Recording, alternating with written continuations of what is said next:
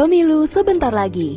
Karena itu, kali ini kita akan membahas topik penting yang tidak lepas dari dunia politik, yaitu kampanye hitam. Black campaign atau kampanye hitam adalah strategi penyebaran persepsi informasi negatif yang ditujukan untuk merugikan pihak lawan. Tentunya hal ini juga menciptakan keraguan antara publik sebagai pemilih. Mari kita cari tahu lebih dalam apa itu kampanye hitam. Kampanye hitam umumnya menyebarkan berita yang tidak akurat dan cenderung menyertakan sumber yang tidak bisa dipercaya. Akibat dari sumber serta rujukan yang tidak faktual, tentunya hal ini menyebabkan masyarakat memiliki penafsiran yang salah. Namun, hal yang paling mudah diidentifikasi adalah bahwa pesan ini disebarluaskan oleh situs tidak resmi atau akun sosial media yang bersifat anonim untuk penyebaran berita palsu. Taktik ini biasanya memanipulasi opini publik dengan memotong cuplikan pernyataan yang seharusnya memiliki konteks penjelasan yang lebih dalam.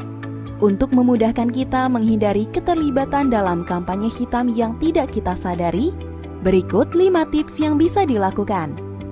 1. Cermati reputasi media.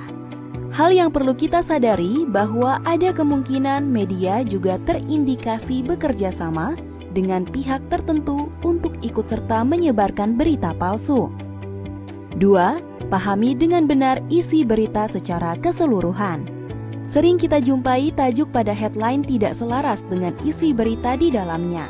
Untuk itu, kita perlu memahami dengan hati-hati maksud keseluruhan berita yang disampaikan. 3. Selidiki versi pihak yang berlawanan.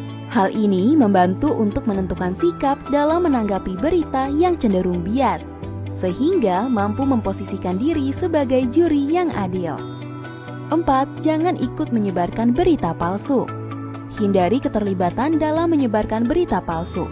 Hal ini tentu akan memakan korban lebih banyak. 5. Fokus pada sisi positif.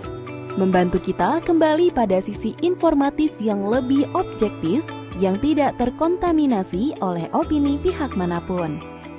Lalu, bagaimana caranya membedakan kampanye hitam dengan komunikasi politik yang sah?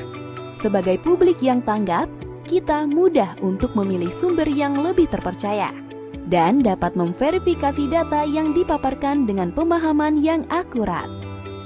Ingatlah bahwa dampak dari kampanye hitam ini sensitif bagi masyarakat sebagai publik yang terbuka dan juga dapat mempengaruhi proses demokrasi secara keseluruhan. Sebagai masyarakat yang bijak, mari menyikapi pemilu yang baik dengan tidak terlibat dalam kampanye hitam.